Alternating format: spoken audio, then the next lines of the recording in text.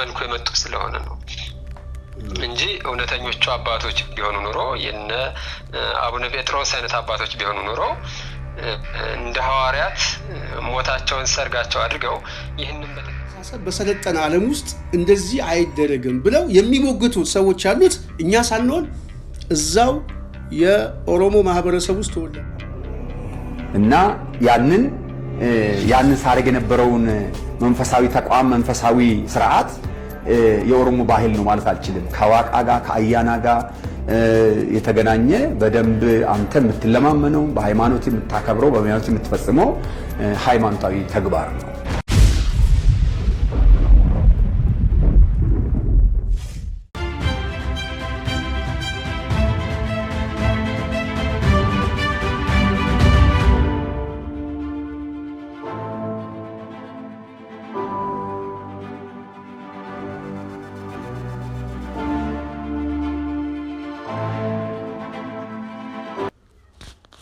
ሰላም ጤና ይስጥልኝ አድማጭ ተመልካቾቻችን የጽናት ሚዲያ ቤተሰቦች እንደምን ቆያችሁ እንደምን አረፈዳችሁ እኔ በጣም ሰላም ነኝ እንዴት ናችሁ እንግዲህ የጽናት ሚዲያ ፕሮግራማችን ጀምረናል አሁን በዚህ ሰዓት ላይ የተለያየ ፕሮግራሞች አሉን እንግዲህ ወደ እናንተ የምናቀርበው ብዙ ጉዳዮች አሉ በቅድሚያ የጽናት ሚዲያ ቤተሰቦች በጣም የሚያሳዝን ዜናዎች አሉ አገር ቤት የሚሰሙ ዜናዎች በየጊዜው አደጋ ነው እንግዲህ የሞት አደጋ በጣም ሰፍቷል በሀገራችን ሁሉ ጊዜ አገዛዙ ከሚገለው በላይ ባደጋም ደግሞ የሚሞተው ሰው እጅግ በጣም የሚያሳዝን ነው በተለይ ከኮንስትራክሽን ግንባታ ጋር በተያያዘ በየጊዜው የሚሰሙ አዳዲስ ዜናዎች ከልብ ያሳዝናሉ በትላንትናው ዕለት መስከረም 21 2018 ዓ.ም በዋናነት በሸዋ ዞን ምንጃር ሸንኮራ ወረዳ አረርቲ የቅድስት ማርያም ህንጻ ቤተክርስቲያን ግንባታ ላይ በዋናነት እንግዲህ የበረከት ስራ የሚሰሩ ምዕመናን በእንጨት መደርመስ ከ31 በላይ ሰዎች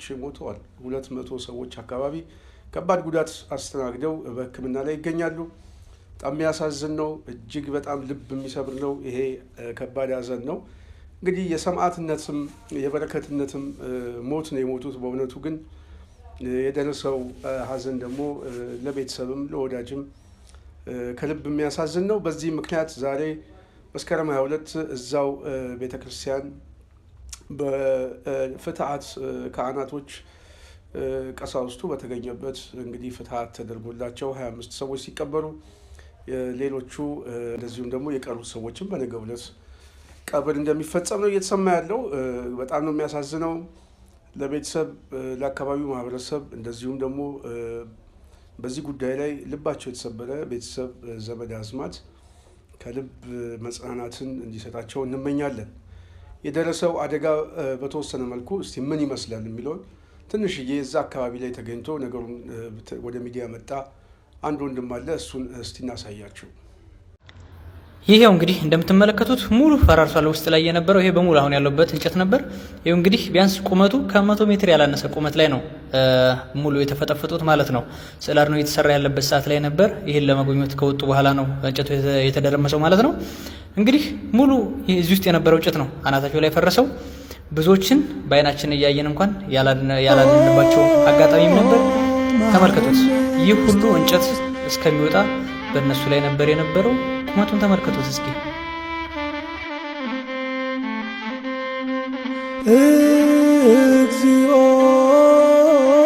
ይሄው እንግዲህ ተመልከቱት በጣም ትልቅ ነው በጣም ሩቅ ነው እዚህ ርቀት ላይ ነው ሙሉ እንጨቱ የተደረመሰው ማለት ነው ውስጡ እንግዲህ ገና ፊኒሺንግ ላይ የነበረ እንዲሁም ቀለም እየተሰራ ሰላርሞች እየተሰሩ እንደነበር ነው የሚያመለክተን የስራ ሂደቱ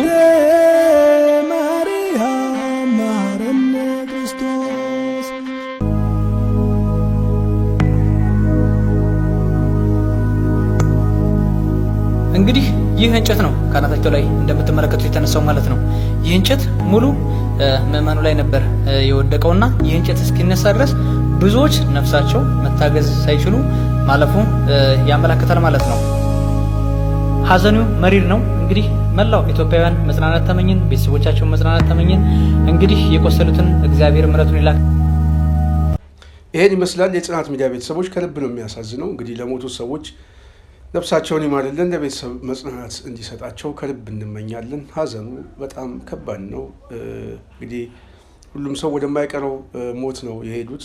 ይሄ ሞት ግን በእውነቱ በጣም ትልቅ የበረከት ሞት ነው፣ የበረከት ሰማዕትነት ነው። እንግዲህ ቤተክርስቲያንን አገልግለው በዚህ ደረጃ እንግዲህ ደግሞ በቀኑ የሚሆነው ደግሞ በጣም በሚያሳዝነው በ21 መስከረም 21 የማርያም ቀን መሆኑ እጅግ በጣም አስገራሚ ነው፣ ተአምራዊ ነው።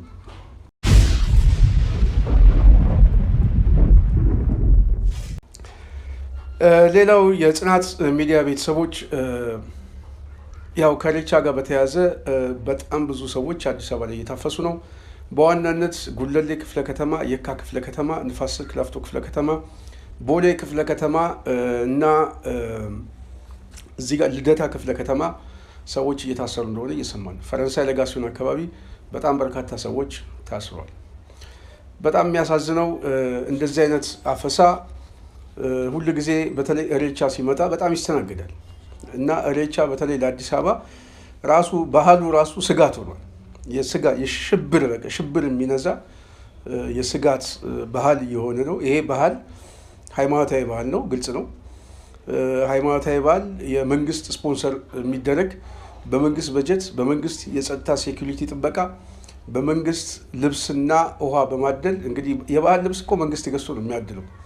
እንግዲህ በህዝብ በጀት ኢሬቻን በየአካባቢው አክብሩ እየተባሉ በተለይ ባለሀብቶቹ የሚዘረፉበት 2 ሚሊዮን 3 ሚሊዮን የሚጠየቅበት፣ ነጋዴው ማህበረሰብ የሚጠየቅበት፣ የመንግስት መዋቅር በሙሉ ለዚህ ባህል እና ለዚህ ሃይማኖታዊ ዝግጅት ስራውን ዘግቶ ሁሉን ነገር ወደ በዓሉ ትኩረት የሚደረግበት በጣም አስገራሚ ነው እና ይሄ ሃይማኖታዊ ባህል በዋናነት የብልጽግና ባህል ደግሞ መሆኑ በጣም የሚገርም ነው። የሃይማኖቱ የበለጠ በቅርበት የሚያውቁት ሰዎች ምስክርነት ይሰጣሉ። ይሄ ባህል አምልኮዊ ባህል ነው። ይሄ ባህል የርኩስ መንፈስ በዓል ነው። ስለዚህ በዚህ ባህል ውስጥ ቤተሰቦቻችን ሲሳተፉ የነበሩት፣ እኔም ስሳተፍ የነበረው፣ አሁን ግን እየገባኝ ሲመጣ ከዚህ አስተሳሰብ ራሴን አውጥቻለሁ፣ ቤተሰቦቼ አልቀውብኛል ብሎ ምስክርነት የሰጡ ሰዎች እኮ አሉ። ኦሮሞ ባህል አለው፣ ምርጥ ባህል አለው። ኢሬቻ ግን የኦሮሞ ከባህል ያለፈ ሃይማኖታዊ ሪቹዋል ነው።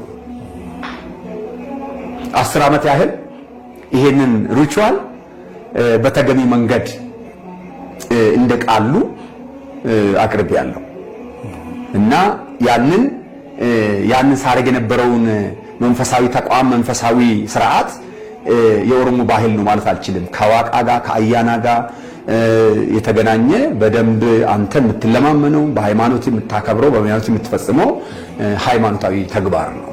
የቤተሰቦቼ ኦልሞስት በቃ ግማሹ አለቀ። አያናዎቹን ደስ ለማሰኘትና ይሄንን በደም ኪዳን ለማድረግ በግ መታረድ አለበት። መከለር ነበረው። ብዙ ጊዜ እኛ ቤተሰብ ውስጥ ይዘወተር የነበረው ጥቁር ነው። ወንዝ ላይ እንዲያርጋችሁ ጣሉ። ጥቁርና ቀይ ቅርታ ዶሮ አርዳችሁ አንገት ብቻ ቆርጣችሁ ወንዝ ላይ ጣሉ ይባላል፣ ይደረጋል። ደሙን ተያዘ፣ ማር ተያዘ፣ ወተት ተያዘ፣ እርጥብ ሳር ተያዘ። ከዛ ይሄንን ይዤ ከለቻውን ተሸክሜ ደም ይዤ ወተቱን ማሩን ይዤ ወደ ወንዝ ከለቻው ላይ ደሙ ይደረጋል፣ እኔ ላይ ይደረጋል። ከዛ ደግሞ በቤቱ በገልማው ላይ ይደረጋል እና ሰውም ላይ ደግሞ ከዛ በኋላ ሁሉም ሰው ላይ ይደረጋል። ግንኙነት የምንጠብቅበት መንገድ በአምልኮ በኩል ነው።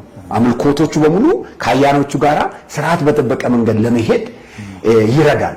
በነገራችን ላይ መጽሐፍ የጻፉ ሰዎች አሉ። መጽሐፍ መስጠት መጽሐፍ ብቻ ሳይሆን በአደባባይ ላይ በቪዲዮ ላይ የተናገሩ ሰዎች አሉ። ስለዚህ ኢሬቻ የሃይማኖታዊ በዓል ነው። ሃይማኖታዊ በዓል ደግሞ አምልኮ ነው። ይሄ ጣዖታዊ አምልኮ ደግሞ ለእምነቱ የሚቀርቡ ሰዎች እኛ አይደለንም የምናገረው፣ ምስክርነት እየሰጡ ነው። ስለዚህ ይሄንን ምስክርነት መንግስት ተቀብሎ በዚህ ጣዖታዊ ባህል ላይ መንገድ ይዘጋል፣ ገንዘብ አዋጡ ይላል፣ ሰው ያስራል። በአጠቃላይ የትራንስፖርት እንቅስቃሴ በሙሉ ለዚህ በመዋል መንግስታዊ ስፖንሰር የሚደረግበት እኔ በዓለም ታሪክ ውስጥ ከኦህዴድ ውጭ ያለ አይመስለኝም። ምናልባት እንደው በዚህ ጉዳይ ላይ ልክ እንደ አባ ባህሪ ያሉ ሰዎች ያስፈልጋሉ በዚህ ዘመን ማለት ነው። ለነገ ትውልድ ይህንን የኦህዴድ ተስፋፊነት፣ ሰልቃጭነትና ፖለቲካሊ ዋናው እንደዚህ አይነት ናሬቲቭ የሚፈጠረው በዋናነት ያው ፖለቲካዊ እንድምታ ነው። ግልጽ ነው። የፖለቲካዊ እንድምታው ከኢሬቻን ባህል ማክበር ሳይሆን ኢሬቻን እንደ አንድ የፖለቲካ ኢንስትሩመንት በመጠቀም የአዲስ አበባን የፖለቲካ ጠቅላይነትን መሰልቀጥ፣ የነዋሪውን ማሸማቀቅ፣ ማስወጣት፣ ኦሮሞ ደግሞ በቃ ልጄ ነው እየደገፈኝ ነው ብሎ ነገ ጠዋት የሚመጣው እሳት ከባድ ነው እና ያንን ሳያይ ዝም ብሎ ከብልጽግና ጋር ተጣብቆ እንዲቀመጥ የሚያደርግ የፖለቲካ መነገጃ ነው። ይሄ መነገጃ ግን የበለጠ ህዝቡን እያስቆጨው፣ ህዝቡን እያስተፋው፣ የበለጠ ህዝቡ እንደውም እንደ ማህበረሰብ የኦሮሞ ማህበረሰብ የሚነጠልበትና በሌላው አይን በከፍተኛ ደረጃ አግላይ ተገላይ ተደርጎ የሚታይበት የፖለቲካ ቅስቀሳ እየቀሰቀሱበት ነው። ይሄንን ተው ማለት እኛ አይደለንም የሚመለከተው የኦሮሞ ሊቃን፣ እኛ ግን ተገቢ አይደለም፣ ነገ ጠዋት ለህዝቡም አይጠቅምም እያልን እንናገራለን። ምክንያቱም ነገ ጠዋት ይሄ ስልጣን ይነጠቃል። ሲነጠቅ የኦሮሞ ማህበረሰብ እንደ ማህበረሰብ የዚህ የፖለቲካ መነገጃ እንዳይሆን መጠንቀቅ ነው ያለበት። ምክንያቱም ነገ የሚመጣው ኃይል ደግሞ ኢሬቻን ነቅሎ ሊያስወጣው ይችላል፣ ከከተማው ሊያስወጣው ይችላል። ከከተማው ማስወጣት ብቻ አይደለም፣ ለተፈጸመው ኪሳራና ውድመት ሁሉ ምናልባት ካሳ ሊጠይቅ ይችላል። በዛ ደረጃ ደግሞ ታሪክ ተመዝግቦ የሚቀመጥ ሰነድ። ስለዚህ እኔ የማሳስበው ኦህዴድ የፖለቲካ ኢንስትሩመንት አድርጎ በኢሬቻን ባህል የኦሮሞን ማህበረሰብ እንደ ማስያዣ ነገ ጠዋት ለሚነድበት እሳት እንደ ቀብድ አድርጎ የሚያስይዝበት የፖለቲካ አውድ የበለጠ ሰው ተገንዝቦ አሁን አባባሪ ያስፈልጋል። ታሪኮችን እየመዘገቡ ለነገ ማስቀመጥ፣ ወንጀሎችን እየመዘገቡ ለነገ ማስቀመጥ። ምክንያቱም ብዙ የከተማው ህዝብ ዜጋ ነው፣ ሃይማኖት አለው፣ የከተማው ባለቤት ነው፣ እንደ ሀገር ባለቤት ነው፣ ሌላውም ህዝብ ባለቤት ነው። ኢሬቻን የሚያከብሩ ሰዎችም የሀገሩ ባለቤቶች ናቸው። የእኛ ጥያቄ ኢሬቻ ለፖለቲካ ኢንስትሩመንት መሳሪያ ተደርጎ መነገጃ ተደርጎ ሌላው የሚገፋበት፣ ሌላው ደግሞ የሚከበርበት፣ ሌላው የመንግስት ስፖንሰር የሚያገኝበት፣ ሌላው ደግሞ የመንግስት እስር የሚያገኝበት። አሁን በኢሬቻ ምክንያት የታሰሩ ሰዎች አሉ። የታሰሩት ሰዎች ደግሞ ቤተሰብ አላቸው፣ እነሱ ደግሞ ዜጋዎች ናቸው። ስለዚህ አንደኛው ባህሉን ለማክበር አንዱ ይታሰራል። አንደኛው ሃይማኖት በዓሉን ተገድቦ ሌላኛው ደግሞ በዓሉን በመንግስት ስፖንሰር እንዲያከብር ይደረጋል። በጣም ያሳዝን። ኦርቶዶክስ ቤተክርስቲያን ሰሞኑን የደረገውን ሁላችሁም የምታውቁ ናቸው። ዛሬ ደግሞ ኢሬቻ የሚደረገውን ስፖንሰር ደግሞ የምታዩ የመንግስት መስሪያ ቤት ተዘግቶ የከተማ አስተዳደር ውስጥ ጭፈራ ነበር። የአዲስ አበባ ከተማ አስተዳደር ውስጥ የኢሬቻ ሲምፖዚየም ተብሎ እዛው ግቢ ውስጥ ዝግጅት ነበረው፣ የከተማ አስተዳደር በጀትን ማለት ነው። እና በጣም የሚገርም ነው። እንደዚህ አይነት ተስፋፊ፣ እንደዚህ አይነት በጣም ሁሉን ነገር በዘሩ የሚመለከት ኃይል እኔ ለኢትዮጵያ ይቆረቆራል እያሉ ይሄንን ሰው ማሰብ፣ ይሄ ሰው አገሩን ይወዳል እያሉ ይሄን አገዛዝ የሚናገሩ ሰዎች ነገ ጠዋት የወደብ ጥያቄ የምንፈልገው ኢትዮጵያ የወደብ ጉዳይ ስለሚያስፈልጋት ነው ብለው የፖለቲካ ቅስቀሳ የሚቀሰቅሱ ሰዎች በጣም ይገርሙኛል። በጣም እና እነዚህ ናቸው። እነዚህ ሰዎች እንኳን እንደ ሀገር መቀጠል ያለም ከነዚህ ሰዎች ጋር ከአንድ ዜጋ ተብለን ራሱ እኔ መጠራቴ ራሱን ያሸማቀኛል፣ በዚህ አስተሳሰባቸው ማለት ነው። እና ይህንን አስተሳሰብ መታገል ያስፈልጋል። እንደ አባባሪ ይህን ተስፋፊ ኃይል ታሪኩን እየመዘገቡ ወንጀሉን እየመዘገቡ ለትውልድ ማስቀመጥ ነገ ሂሳብ ለማወራረድ የሚመች የባህር መዝገብ ስለሆነ ሁሉም ሰው በተለይ በየአካባቢው የሚደርስበትን ጥቃት እንግዲህ እየመዘገበ ማስቀመጥ አለበት ብለን እናስባለን። ሰሞኑን ከአዲስ አበባ የኮሪደር ልማት ጋር በተያያዘ ያው የአሜሪካ መንግስት በተለይ ከዚህ ከግንባታ ጋር የተያዘ የተለያየ ትችቶችን አቅርቦ ተቃውሞ አሰምቷል። ይሄን አስመልክቶ እንግዲህ አብይ አህመድ በእኛ ስራ ላይ ጣልቃ አትግቡብን ብሎ ተቃውሞውን አጣጥሎታል። ይሄንን ደግሞ ቢቢሲ ዘግቧል። እንግዲህ የአሜሪካ መንግስትም በኮሪደር ልማት ላይ የሚደርሰውን የሰብአዊ መብት ጥሰት ከዚህ በፊት የተለያዩ ዓለም አቀፍ ተቋማት አውግዘውታል። የሚታወቅ ነው። አምነስቲ በመግለጫ ሰጥቶበት ነበረ።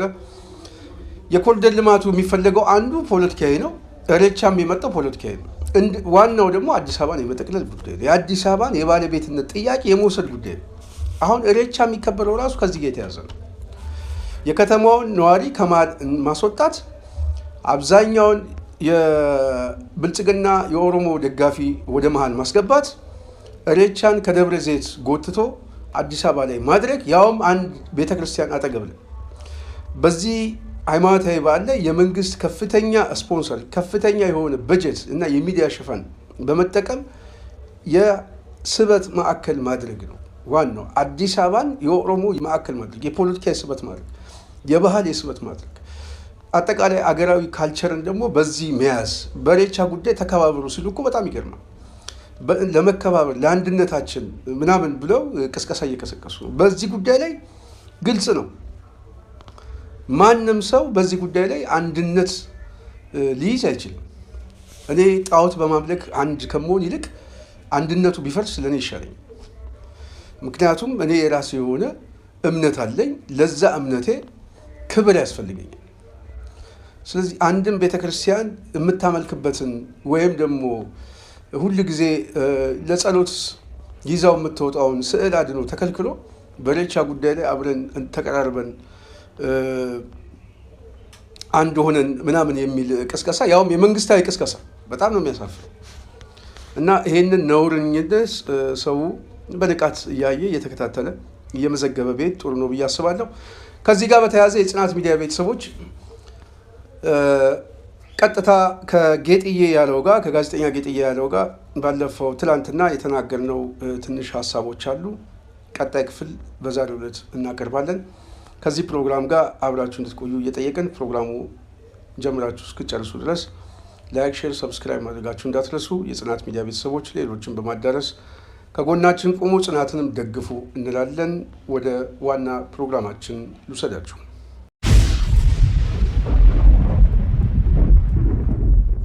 ብንችል የመላ ሀገሪቱ የመላ ኢትዮጵያውያን ሁሉ ሃይማኖት እናድርገው። ያለዚያ ግን የኦሮሞ ሕዝብ በደንብ ደንበኛ መገለጫ እሴት እናድርገው። ሁሉም ጋር በደንብ ይስረጽ። ለምን ደብረ ዘይት ላይ ብቻ ሆራ ፊንፊኔ ምናምን ምንድነው ሆራ እንደዚህ እያለን እናከብረዋለን በሚል ያ ነው ትልቁ ጉዳዩ። ስንትሽ ትክክል ነው። ጥሩ አድርገን ያመጣው። ግን ምንድን ነው መሰለ ጌጥዬ፣ እዚህ ላይ በስፋት መነጋገር ይቻላል። እኔ 2009 አካባቢ አስታውሳለሁ። በተለይ ከዚህ ከወልቃይት ኮሚቴዎች አካባቢ ጋር ማዕከላዊ ነበርኩኝ እና በህወሓት ጊዜ ነው የምነግርህ። እና ያኔ ከዚህ በተለይ የዚህ የቄሮ ፕሮቴስት ጋር በተያያዘ በጣም በርካታ ኦሮምኛ ተናጋሪ ሰዎች የሚታሰሩበት ሰዓት ነበረ እና በዛን ሰዓት ጸሎት የሚያደርጉ በቡድን የተሰበሰቡ ሰዎች ጸሎት ሲያደርጉ እናያለን። እና ምንድን ነው ጸሎቱ ስንለው ዋቄ ፈናን የሚባል ሃይማኖት ነው የሚል ነው። ይሄ ዋቄ ፈናን የሚባለው ከኢሬቻ ጋር የተያያዘው ማለት ነው። ስለዚህ ሃይማኖት አድርገው የሚጸልዩበት እና የሚያመልኩበት እንግዲህ 5 ይሁን 10 100 ሰው እምነቱ እስከሆነ ድረስ በዛ ደረጃ ይቀበለዋል ካለ ያው እምነትን ሁሉም ሰው በነፃነት ማምለክ የፈለገውን ማምለክ ህገ መንግስታዊ መብት ነው ብሎ ሊከራከር ይችላል። እዛ ላይ ማንም ሰው ምናልባት ለጥያቄ የሚያስነሳ አይመስለኝም። ዋናው ጉዳይ ግን ሃይማኖት መንግስታዊ ካልቸር ሲሆን ነው። አሁን እኮ በጣም የሚገርመው የመንግስት ካልቸር ሆኗል። ሃይማኖት ነው። በሃይማኖታችን በቅርብ ጊዜም ማንም ሰው ጣልቃ አትግቡብን እንከባበር ብለው መግለጫ ሰጥተዋል። መግለጫ መስጠት ብቻ አይደለም፣ በቪዲዮ የተደገፈ ማስረጃ አቅርበዋል። ይሄ ሃይማኖት ነው። ስለዚህ የእናንተን ሃይማኖት ይዛችሁ እንደው መታችሁ እዛ ጋር ፕሮቴስታንቶችም ሙስሊሞችም ክርስቲያኖችም እዛ አካባቢ ላይ እኛ በምናመልከው ቦታ ላይ ችግር አትፍጠሩብን፣ ሃይማኖቱ አይፈቅድም ብለው መግለጫ የሰጡ ሰዎች አሉ። የአምልኮ በዋናነት ባለቤት የሆኑ ሰዎች። ስለዚህ ሃይማኖታዊ የሆነ እሴት ከሆነ በዚህ ሃይማኖት ላይ የሙስሊሙም የፕሮቴስታንቱም የክርስቲያኑም ሰው እንዳይገኝ እያሉ የሚገኝ ሰው ካለ እሱ የግለሰቡ ፍላጎት እንዳለ ሆኖ ግን በመንግስት በጀት ግብር በሚሰበስብ እና ይሄንን ደግሞ ባዕድ አምልኮ ነው። ይሄ አምልኮ ኋላ ቀር የሆነ አምልኮ ነው፣ ጣዖት ነው። አንተ እንደውም ትንሽ ከፍ ስታደርገው የጣዖት አምልኮ ነው። አገዛዙ ውስጥ ደላላ ሆኖ የመጣበት ምክንያት በዚህ ጉዳይ ተስማሙ ብለው ምን ፈልጎ ነው የሚለውን በተወሰነ መልኩ ሂድበትና እኔ ደግሞ አንድ ማስበው ሀሳቦች አሉ፣ እዛ ላይ ሀሳብ እንሰጥበታለን። በጣም ጥሩ ስንትሽ። ዋናው ጉዳይ ኢሬቻ በመጀመሪያ ደረጃ ሃይማኖት አይደለም በእኔ አረዳድ። ነገር ግን ሃይማኖት ነው እንኳን ብለን ካልን ሃይማኖትም ቢሆን በዚህ ደረጃ መንግስታዊ ማድረግ ተገቢ አይደለም። ምክንያቱም ራሳቸው ሴኩላሪዝም ብለው ደንግገዋል በህገ መንግስት ተብያቸው። መንግስት በሃይማኖት ጣልቃ አይገባም፣ ሃይማኖትም በመንግስት ጣልቃ አይገባም ብለዋል። ስለዚህ በአገዛዙ በጀት የአገዛዙ ካድሬዎች ኦፊሻላዊ ንግግር እያደረጉ ሊከበር የሚችልበት ምክንያት እምብዛም ነው የለም። ተቻቻሉ ምን በሉ ብሎ የሚያስገድድበት ምክንያት የለም። ይሄ በደንብ መታየት አለበት። በጠቅላላ አሁን እየተከበረ ያለው አዲስ አበባ እየተከበረ ያለው ዘንድሮም ባለፉት ዓመታትም እየተከበረ ያለው የኢሬቻ በዓል ሃይማኖታዊ ሳይሆን ፖለቲካዊ ፌስቲቫል ነው እየተከበረ ያለው። አንድ የኦህዴድ በዓል እየተከበረ እንደሆነ ነው እኔ በደንብ የምረዳው። ስለዚህ በዚህ በዓል በግዳጅ የመጣ እንዲሳተፍ የሚደረገውም የኦሮሞ ክርስቲያን ነው፣ የኦሮሞ ሙስሊም ነው። ስለዚህ አንድ ሰው ሁለት ሃይማኖት ደግሞ አለው ሊሉን አይችሉም። አንድ ሰው አንድ ሃይማኖት ነው ሊኖረው የሚችለው። ሁለት ሃይማኖት አለኝ የሚል ሰው እስካሁን በዓለም አይተን አናውቅም፣ አጋጥሞ አያውቅም፣ የለምም እንደዛ። ምናልባት አንድ ሰው አይደለም ሁለት ሃይማኖት ሁለት የፖለቲካ ፓርቲ ላይ አባል እንኳን ሊሆን አይችልም፣ በአይዲዮሎጂ እንኳንስ በሃይማኖት ደረጃ። እና በጠቅላላ የምናያቸው ማተብ ያሰሩ ክርስቲያኖች ናቸው፣ የምናያቸው ቆብ የደፉ ሙስሊሞች ናቸው። እንደዚህ ነው። እዛ በዓል ላይ የኦነግን ሰንደቅ ዓላማ ይዘው የኦነግን አርማ ይዘው፣ አንዳንዶቹ ደግሞ ይሄ የገዳ አርማን ይዘው እንደዚህ የምናያቸው እነሱ ናቸው። እና ፖለቲካዊ ፌስቲቫል እንደሆነ ምንም የሚያሻማ ጉዳይ አይደለም፣ በደንብ ግልጽ ነው። ስለዚህ የጉልበት ጉዳይ ነው። ይህንን ህዝቡም ጭምር ያውቃል፣ ህዝቡም ይረዳል። የአዲስ አበባም ህዝብ በነገራችን ላይ ቤት ውስጥ ጭምር እንዳይወጣ ተከልክሎ ቤቱ እንኳን አልፎ ለመግባት እንዳያልፍ እየተከለከለ ኪሱ ሳይቀር ከኦሮሞ መስተዳድር በሚመጡ ወጣቶች እየተበረበረ እየተፈተሸ ነው ከቤቱ በር ላይ እንኳን የሚወጣ ሚዲያው። ኢሬቻ አዲስ አበባ ላይ በሚከበርበት ሰዓት መስቀል አደባባይ ብቻ አይደለም፣ ሙሉ ከተማውን ነው የሚወሩት፣ ሙሉ ከተማውን ነው በደንብ ሲፈነጩበት የሚሰነብቱት ያለ አግባብ ማለት ነው። የግለሰቦችን መኖሪያ ቤት ጭምር እየተጋፉ አሁን አጥር በር ላይ እንኳን ጭምር ከቤቱ አጥር በር ላይ ወጥቶ ሰው መቆም እንዳይችል ጭምር ነው እየተደረገ በዛ ደረጃ ሲገላመጥ አብዮት ሲደረግ የሚሰነብተው። መስቀል አደባባይ የኢትዮጵያ ኦርቶዶክስ ተዋሕዶ ቤተክርስቲያን የግል ንብረቷ ነው። ግን ይህንን ደግሞ አባቶች ማስከበር አልቻሉም። ያው አባቶቹም እንግዲህ የ50 ዓመቱ የፖለቲካ ውጤት ትሩፋት ስለሆኑ ነው። በተለይ ቤተ ክህነት ላይ ያሉ አባቶች ሁሉም እንኳን ባይሆኑ አንዳንድ እየተወሰኑ እውነተኛ አባቶች እንዳሉ ምንም ጥያቄ የለውም። እንደዛ ተስፋ አድርጋለሁ። ግን በስፋት ግን አመራሩን የሲኖዶስን አመራር የያዙት ለቤተ መንግስቱ በአሽከርነት የሚገብሩ ናቸው። እንደው ጥቁር ልበሱ ንውጡ ብለው ምእመኑን ከቀሰቀሱ በኋላ እንኳን ምእመኑ ሲታሰር ጥቁር ለብሶ ሲሰነብት እነሱ በጎን ሄደው የሚደራደሩ ተለማምጠው የሚመጡ አባቶች ስለሆኑ ነው። እነሱን ወደ ላይ አንጓጦ መናገር ምን አይደለም። እኔ እንደዚህ የምለው ግን እውነታው ያ ስለሆነ ነው፣ በዛ መልኩ የመጡ ስለሆነ ነው እንጂ እውነተኞቹ አባቶች ቢሆኑ ኑሮ የነ አቡነ ጴጥሮስ አይነት አባቶች ቢሆኑ ኑሮ እንደ ሐዋርያት ሞታቸውን ሰርጋቸው አድርገው ይህንን በተከላከሉ ነበር። 12 ሐዋርያት ናቸው ዓለምን የቀየሩት የኢየሱስ ክርስቶስን ትምህርት አስተምረው ዓለምን በጠቅላላ ዙረው ተዟዙረው የቀየሩት ክርስቲያን ያደረጉት 12 ሰዎች ናቸው። 12 ሐዋርያት ናቸው። እና አሁን 12 ሰዎች አጠናል። እዚህ ሚሊዮን ተከታዮች ባሏት ቅድስት የኢትዮጵያ ኦርቶዶክስ ተዋሕዶ ቤተክርስቲያን ውስጥ 12 እውነተኛ ሰዎች ስላጣን ነው ይሄ የሆነ ያለው፣ እኔን ጨምሮ ማለት ነው፣ ሌሎቻችንን ጨምሮ እንደ 12ቱ መሆን ስላልቻለን ነው። እነዚህ 12ቱ ያን ሁሉ ትምህርት ሲያስተምሩ በጣም ብዙ መከራን ተቀብለው ነው። አንዳንዶቹ ተወግረው ተገድለዋል፣ አንዳንዶቹ ተቆራርጠዋል ከተገደሉ በኋላ፣ አንዳንዶቹ እንደነ ቅዱስ ጊዮርጊስ አጥንታቸው ጭምር እንዲፈጭ ተደርጓል። መገደል ብቻ ሳይሆን ያን ሁሉ መከራ ግን ሲቀበሉ ሞታቸው ሰርጋቸው ነበር። እየተዳሩ ያህል ደስ እያላቸው ነበር። ለሃይማኖታችን ሲባል የሚመጣን መከራ መስዋዕትነት ሁሉ በደንብ በደስታ እንቀበላለን እያሉ ይቀበሉ የነበረው።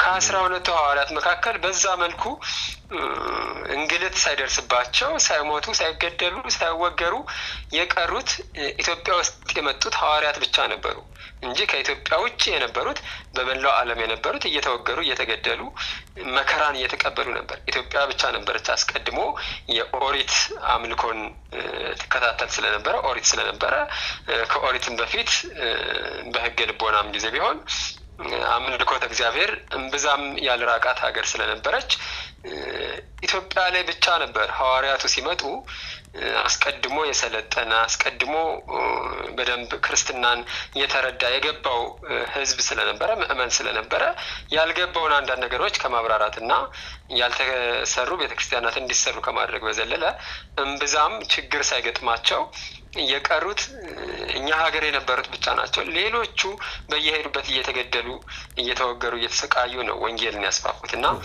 እንደነሱ ችግሩን የሚቀበል አባት ስለሌለ ነው። ምእመንም በዛ ልክ ስለሌለ ነው። በዚህ ደረጃ የቤተ ክርስቲያኗ የግል ንብረት የሆነው መስቀል አደባባይ ጭምር እንደዚህ የጣዖት ማምለኪያ የሆነው ነገ መንበረ ጸባዖት ቅድስት ሥላሴ ቤተ ክርስቲያን ውስጥ ገብተው መቅደስ ውስጥ በተመሳሳይ ትንሽ ኩሬ አቁረን ኢሬቻን ካላከበርን ይላሉ። ነገ አራዳ ጊዮርጊስ ገብተው ይህንን ካላከበርን ይላሉ። ነገ የካ ሚካኤል ገብተው ይህንን እንዲሁ ካላደረግን ይላሉ። በተመሳሳይ ትንኮሳ ነው። በነገራችን ዋናው ጉዳያቸው የራሳቸውን መገንባት የራሳቸውን ማክበር አይደለም። አንዱ የገዳ ወረራ ትልቁ መገለጫ ባህሪውም የሌላውን ማጥፋት ነው። የሌላውን እያጠፉ ብዙ አልሄድበትም። የሌላውን እያጠፉ የራስን በምትኩ መገንባት አይደለም፣ እያጠፉ መሄድ ነው እና ትንኮሳ ነው። በጣም የሚያስደስታቸው መገለጫቸው ትንኮሳ ነው፣ ራሳቸው ማደግ አይደለም። ስለዚህ ነገ ትልልቅ አድባራት ላይ ገዳማት ላይ እየሄዱ ጭምር ይህንን ነውር እንሰራለን ከማለት የሚቆጠቡ አይመስለኝም። አገዛዙ በዚህ ደረጃ ፖለቲካዊ ፌስቲቫል አድርጎት መቀጠሉን ደግሞ የሚያቆም አይደለም። ማስቆም ያለበት ሌላው ነው። ሌላው ምእመን ግን ማስቆም አለበት። ክርስቲያኑ ለምን ማለት አለበት? ሙስሊሙ ለምን ማለት አለበት? ነገ አንዋር መስጊድም ሄደው ይህንን እናከብራለን ከማለታቸው በፊት ሙስሊሙ ማህበረሰብ፣ ሙስሊሙ ኦሮሞ፣ ክርስቲያኑ ኦሮሞ ለምን ማለት አለበት? መጠየቅ አለበት። እነማን ናቸው የእምነቱ ተከታዮች? እነማን ናቸው ማክበር ያለባቸው? እኔ ምን አገባኝ? እኔ መቼ ዋቄ ፈና ነኝ? እኔ መቼ የኢሬቻ አምላኪ ነኝ? እኔ እኮ ክርስቲያን ኦሮሞ ነኝ፣ እኔ እኮ ሙስሊም ኦሮሞ ነኝ ማለት መጀመር አለባቸው ብዬ አስባለሁ እንጂ ሙስሊሙ ጀዋር መሐመድ ስለቀሰቀሰው ተንጋግቶ መሄድ አይደለም። ፕሮቴስታንቱ ሽመልስ አብዲሳ ምን ስለቀሰቀሰው ተንጋግቶ መሄድ አይደለም። ተገቢ አይደለም እሱና ህዝብ ነው ሊያስቆመው የሚችለው ብዬ ነው ማስበው። እዚህ ላይ ቅድም እንዳልከው በተለይ ለቤተ ክርስቲያኑ ሰዎች 12 ሰው ያጣ ነው እንደ ሐዋርያቶች ያልከው ትክክል ነው፣ ተገቢ ነው። እነሱም ይሄ ሳይጠፋቸው ቀርቶ አይደለም፣ ግን በዋናነት ስጋዊ ምቾት ያሸነፋቸው ካህናት መጡ። እንግዲህ በመጽሐፍ ቅዱስ ጥቁር የሚለብሱ የበግ ለምዶች አሉ ይላል። ስሜን ይጠራሉ ግን እነሱ ከኔ አይደሉም ነው የሚለውና ስሙን እየጠሩ ግን ከሱ ያልሆኑ ዛሬ እነ ሳዊሮስ ናቸው ሀገረ ስብከቱን ያዙት። እነ ሳዊሮስ ደግሞ በዋናነት ሲኖዶስ ለመመስረት የፖለቲካ በዋናነት አስተሳሰብ ያላቸው ርዕዮተ ዓለም ያላቸው የአዲስ አበባን ሀገረ ስብከት ሁሉ እኛ እንጠቀልላለን፣ ቅዳሴ በኦሮመኛ እናደርጋለን የሚል ልክ እንደ ፌዴሬሽን ምክር ቤት ቤተክርስቲያኗን ለመካፈል ያሰፈሰፉ ኃይሎች ያው በቤተክርስቲያን ውስጥ ገብተው ከፍተኛ ስራ እየሰሩ ነው። ዛሬ በመስቀል አደባባይ ላይ እኮ አዳነች አቤቤ ስለመደመር ነው የሰበከችው። መስቀል ዳመራ ሲታሰብ በዋናነት ከወንጌሉ ጋር ከመስቀሉ መገኘት ጋር ከኢሌኒ ጋር የተያያዘ ታሪክ ነው የሚነገረው። አሁን ግን አዳነች ስለመደመር፣ ስለመቻቻል፣ ስለመበልጸግ ነው የሚያወሩበት። ስለዚህ በዋናነት ተጠልፎ የፖለቲካ ማስተማሪያ የፖለቲካ መቀስቀሻ አድርገውታል። ያደረጉትም አባቶች ናቸው በዋናነት። እኔ እዚህ ላይ ጌጥዬ ትንሽ መከራከሪያ ማቅረብ እፈልጋለሁ።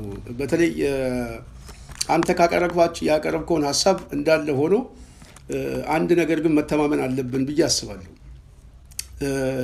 ኢሬቻ ሃይማኖታዊ ባህል ነው። ይሄ ምንም ልንክደው የምንችለው ነገር ጉዳይ አይደለም። ባህል አይደለም። አንዳንድ ሰው የፌስቲቫል ባህል ለማድረግ የሚፈልግ ሰዎች አሉ። ቅድም እንዳልከው አንዱ ነገሮችን በደንብ ካለመፈተሽ፣ ሁለተኛ ኦህዴድ አሁን የፈለገው ሞቲቭ ምንድን ነው ብሎ የኦህዴድን ሞቲቭ የበለጠ ሰው መነሻውን ካለማወቅ የመጣ ነው። ኢሬቻ በግልጽ ሃይማኖታዊ ባህል ነው። ይሄ ሃይማኖታዊ ባህል ቁልቢ ገብርኤልን ብዙ ሰው ይሄዳል። ቁልቢ ገብርኤል ቦታው ሀገና ነው፣ አርዳጅላ ነው። የኦሮሞ የማምለኪያ ቦታ ነው። በ1774 ገደማ ቱርኮች ሀረሪን ሲይዙ የሁንበናዎችን የአምልኮ ቦታ እነሱን አባረሩና አባገዳ ጅሎን ገደሉና ልጁ ወላቡ ጅሎን ዑመር ብሎ አባገዳ አረጉና ማምለኪያ ቦታ ላይ መስጊድ ሰሩበት። ያ መስጊድ ከ100 ዓመት በላይ ቆይቶ በነራስ መኮንን የሚመራው የሚኒሊክ ጦር ለሞዛ ሲደርስ መስጊዱን ደግሞ አጥፍቶ አሁን ገብርኤል ያደረገበት። ቦታው ግን ስቲል ለኛ አርዳጅላ ነው፣ ሀገና ነው። ቦታው ቅዱስ ነው። ተቀያየሩበት። በጉልበት ሲቀያየር ነው ዋቀፈታ በግድ ነው የጠፋው። የሚቀበሉ ሰዎች ኋላ ቀር አስተሳሰብ ነው፣ ይሄ አስተሳሰብ በሰለጠነ ዓለም ውስጥ እንደዚህ አይደረግም ብለው የሚሞግቱት ሰዎች ያሉት እኛ ሳንሆን እዛው የኦሮሞ ማህበረሰብ ውስጥ ተወላጅ የሆኑ የፕሮቴስታንት እምነት ተከታይ የሆኑ እነ ቄስ ጉዲና በአደባባይ የተናገሩት ነው። እኛ የእነሱን ይዘን ነው የምንናገረው። በታሪክም የሚታወቀው ከዚህ አይነት አስተሳሰብ ጋር እንደሆነ ግልጽ ነው። ኦህዴድ ወደ አዲስ አበባ በተለይ ከደብረ ዘይት ይህንን ስብ ወደ አዲስ አበባ ለማምጣት የፈለገው ጌጥዬ በባህል ስም ነው፣ የኦሮሞ ካልቸር ነው በሚል ነው። ስለዚህ ባህል ነው ብለው ነው የሚቀበሉት። ባህል ግን አይደለም፣ ሃይማኖት ነው። አንድ ሁለተኛ ሃይማኖት ስለመሆኑ ማረጋገጫው ደግሞ የሃይማኖቱ ተከታዮች በመግለጫ አሳውቀዋል። ይሄ ሃይማኖታዊ ባህል ነው፣ በእኛ ሃይማኖት ጣልቃ አትግቡ ብለው መግለጫ ሰጥተዋል።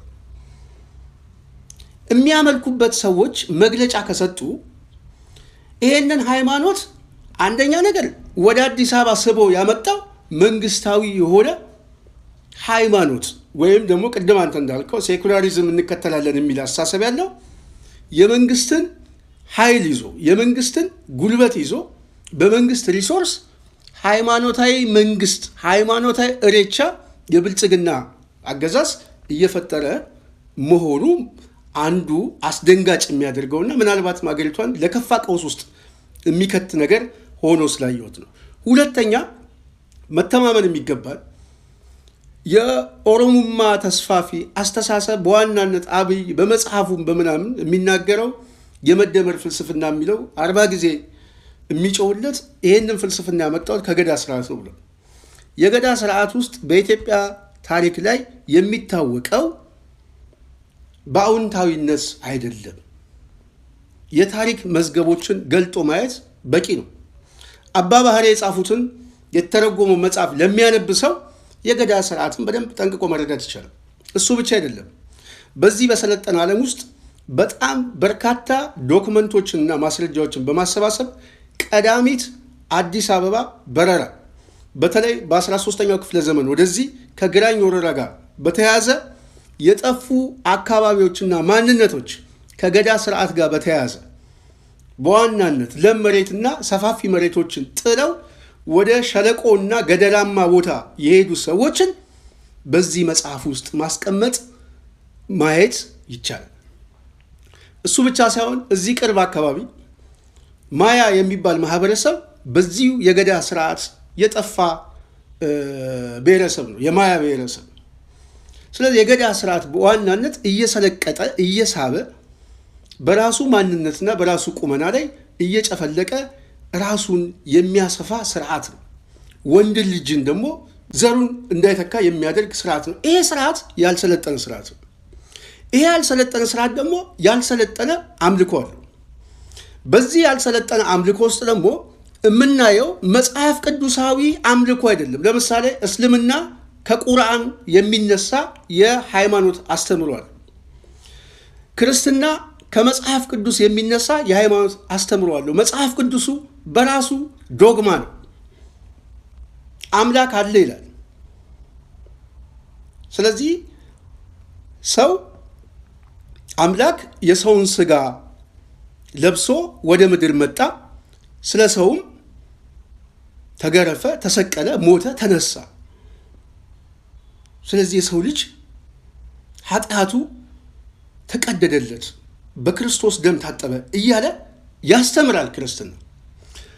እሬቻ ግን በዚህ ደረጃ ሊያስተምርበት የሚችል ዶግማ፣ ቅድም አንተ እንዳልከው መነሻ የሆነ ሃይማኖታዊ አስተምሮ እስካሁን ባናይም፣ ይሄ አስተምሮ ግን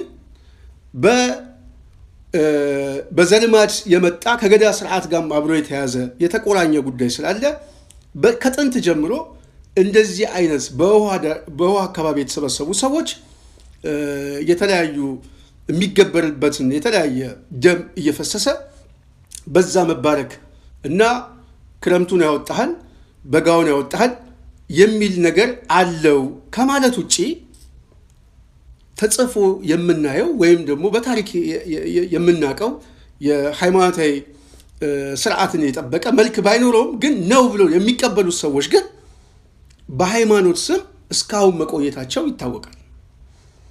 የኔ ጥያቄ ይሄ ሃይማኖት አንድ ተስቦ ወደ አዲስ አበባ እንዲመጣ የተፈለገበት ምንድን ነው ስንል ፖለቲካዊ ነው። ሁለተኛ ነገር ሃይማኖታዊ የሆነውን ባህል ይሄ ካልቸር ነው የማንነት መገለጫ ነው እንጂ ሃይማኖት አይደለም ብሎ ደግሞ መንግስት ራሱ አገር የሚመራው ኃይል ይሄንን በባህል መልክ ለማየት የፈለገው እንድምታው ፖለቲካዊ ነው። ይሄ ፖለቲካ ዓላማ ደግሞ የተስፋፊነት የፖለቲካ ዓላማ ነው። ይሄ ተስፋፊነት የፖለቲካ ዓላማ ደግሞ በዋናነት አዲስ አበባ የመውሰድና ሌሎችንም አካባቢ በተመሳሳይ የመሰልቀጥ ጉዳይ ነው። ጌጥዬ አንተ እንደምታውቀው እኛም አዲስ አበባ ላይ በስፋት ስንከራከር የነበረው የአዲስ አበባ ቆዳ ስፋት ዛሬ የሚታየው አይደለም። ከዚህ በፊት 2008 ላይ ካየ የቄሮ እንቅስቃሴ አዲስ አበባ ሰፋች ብሎ ነበረ። ያ ሁሉ ተቃውሞ እንቅስቃሴ ነበረው። አሁን በተመሳሳይ አዲስ አበባን አጥበዋት በአዲስ አበባ ውስጥ ሁለተኛ አዲስ አበባ ፈጥረዋል፣ ሸገር ከተማ በሚል በአዲስ አበባ ውስጥ ያለውን የመሀል ሀገር ህዝብ በሙሉ በኮሪደር ልማት ስም ነቅለው አውጥተውታል። በንቅለ ተከላ የከተማውን አረንጓዴ ልማት በሚል በወንዝ ዳር ልማት በሚል የከተማውን ነዋሪ ማውጣት። በሶስተኛ ደረጃ እሬቻን ወደ መሀል ሀገር ማምጣት። እሬቻ ወደ መሀል ሀገር ሲመጣ አንደኛ ከከተማው ጋር የተያዘ ትውፊታዊ መገለጫ ማድረግ ነው። በጊዜ ሂደት ውስጥ ራሱ የእሬቻ ዋና የስበት ማዕከሉ አዲስ አበባ እንድትሆን ማድረግ ነው። ሁለተኛው በከተማ ውስጥ ያለውን ስር ነቀል ለውጥ በማምጣት የነዋሪውን መንቀል ነው። ሌላው የኦሮሚያ አስተዳደርና በዚህ አስተሳሰብ ውስጥ ያለ የማህበረሰብ ክፍል ደግሞ መቀመጫዋን አዲስ አበባ ላይ ማድረግ ነው። እንደምታየው ኦሮሚያ ጽሕፈት ቤት በሙሉ ያለው አዲስ አበባ ነው። ከኢሬቻ ጋር በተያያዘ ዛሬ የተለያዩ የባዛር ዝግጅቶች በምን ዝግጅቶች የሚል ከፍተኛ የሆነ ሞሎች እየተከፈቱ ነው። የገበያ ማዕከሎች እየተከፈቱ ነው። ስለዚህ በባህል ስም ኢሬቻን የከተማው የስበት ማዕከል ማድረግና ከተማውን መጠቅለል ነው። ስለዚህ ኢሬቻ በራሱ የአዲስ አበባ የህልውና አደጋ አንዱ መገለጫ ነው። አዲስ አበባን እየሰለቀጧት ነው፣ አዲስ አበባን እየዋጧት ነው የሚባለው ቦታውን ብቻ አይደለም። በአስተሳሰብ ደረጃ የኢሬቻ የስበት ማዕከል የዚህ መንፈስ የስበት ማዕከል በማድረግ መንግስታዊ በጀት ተይዞ እየተሰራ እንደሆነ ግን መተማመን ያስፈልጋል ለማለት ብዬ ነው። እዚህ ጋር ትንሽ የምጨምረው ካለ ጌጤ